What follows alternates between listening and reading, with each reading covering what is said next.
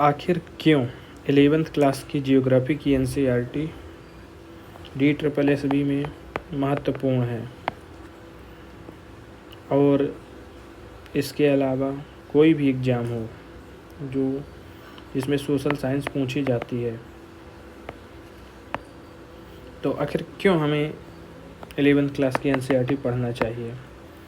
इसमें कौन कौन से चैप्टर इम्पॉर्टेंट हैं जो आपको पता होने चाहिए और आपको निश्चित ही पढ़ना है।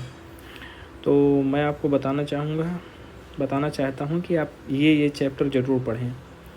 इसमें जैसे पृथ्वी वाला चैप्टर है, तो आप पृथ्वी वाले चैप्टर का पृथ्वी की उत्पत्ति एवं विकास, इसमें ये दिया है कि पृथ्वी की उत्पत्ति कैसे हुई, इसका विकास कैसे हुआ। आप इसको पढ़ सकते हैं यदि पढ़ना हो, नहीं तो इतना इम्पोर्टेंट है नहीं।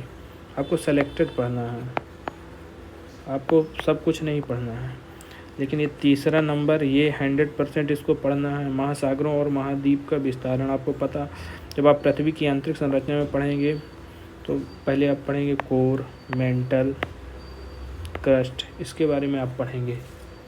और उसके बाद महासागर, continental drift theory, fold mountain, block mountain कैसे बने।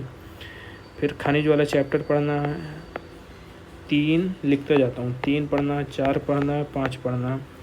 इनको आप छोड़ सकते हैं, इतना इम्पोर्टेंट नहीं है। फिर यहाँ 8वां वायुमंडल का संरचना, ट्रोपोस्फीयर, स्ट्रेटोस्फीयर, मेसोस्फीयर, एक्सोस्फीयर, ये आपको पढ़ना है। 8 नंबर पढ़ना है। फिर 9 नंबर पढ़ना है सौर विकिरण, यहाँ आपको हीट बजट के बारे में पढ़ना है। वायुमंडलीय परिसंचरण और मौसम प्रणालियाँ, आपको पता होना चाहिए कि वह हमारे वायुमंडल में कैसे परिसंचरण होता है। जैसे हेडली सेल कौन सा है, फेरल सेल कौन सा है, पोलर सेल कौन सा है, आपको 10 पढ़ना है। 9 के बाद 10 पढ़ना है। वायुमंडल में जल, आपको पता होना चाहिए कि हमारे वायुमंडल में जल कितना है, इसके बारे में आपको पढ़ना है। 11 नंबर पढ़ना है आपको। विश्व की जलवायु एवं जलवायु परिवर्तन, DSSB के लिए पढ़ना हो तो पढ़ सकते हैं, तो इतना इम्पोर्टेंट है नहीं। फिर महासागरीय जल, इसमें पढ़ना है क्योंकि महासागरीय जल में कौन सी क्या क्या करंट आती हैं आपके बारे में पता होना चाहिए। फिर इसके बाद आपको 13 पढ़ना है। 13 के बाद फिर 14 महासागरीय जल संचलन, फिर आपको 14 पढ़ना है। इतना पढ़ने के बाद पृथ्वी पर जीवन, जैव विविधता का संरक्षण पढ़ना हो तो पढ़ सकते हैं, इतना इम्पोर्टेंट है नहीं। पृथ्वी पर जीवन यार पढ़ना हो तो पढ़ सकते, लेकिन आपको मोस्टली ये चैप्टर पढ़ने ही हैं। कौन कौन से मैं आपको फिर एक बार बताना चाहूँगा। 3 नंबर पढ़ना है, 4 पढ़ना है, फिर 5 पढ़ना है, फिर 8 पढ़ना है, फिर 9 पढ़ना है, फिर 10 पढ़ना है, 11 पढ़ना है, 12 छोड़ सकते हैं, कोई ज़रूरत नहीं, 13 और 14। तो आपको 1 2 3 4 5 6 7 8, मात्र आपको 8 ही चैप्टर पढ़ने हैं।